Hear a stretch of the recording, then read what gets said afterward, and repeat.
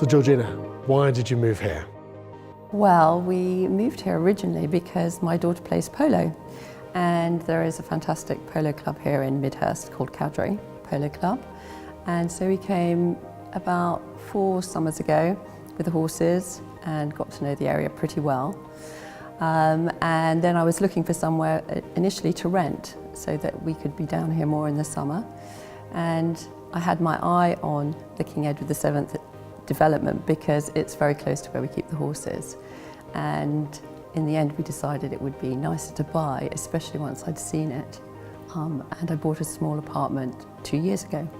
And initially I thought it would just be somewhere that we used in the summer, but very quickly it became a place where we spent a lot of time. And last summer I decided to buy a bigger property and downsize from my home, family home in Hertfordshire, and moved into the bigger apartment at the beginning of this summer. Permanent move. Permanent move. It's really exciting. Very exciting, and you know, it's very peaceful here, and yet sociable at the same time. A lot of like-minded people here, and a whole spectrum of age groups, from young professionals through to people like myself who are semi-retired. And yeah, there's always something going on. And what's life like here?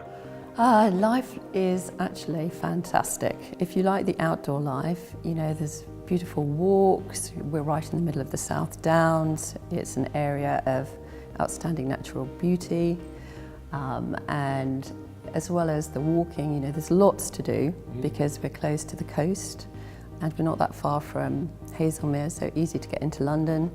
And great for the dogs. Great for the dogs. And what about living amongst these beautiful grounds? How's that? Oh, well, I mean, that I think is one of the big attractions of being here. You can literally walk out of the front door, up over the green, and you're into Woolbeading Common. And from there you can walk for miles. And so literally on the doorstep there is fantastic walking, and locally you can go further afield in the car and walk, but on a daily basis we just walk from here.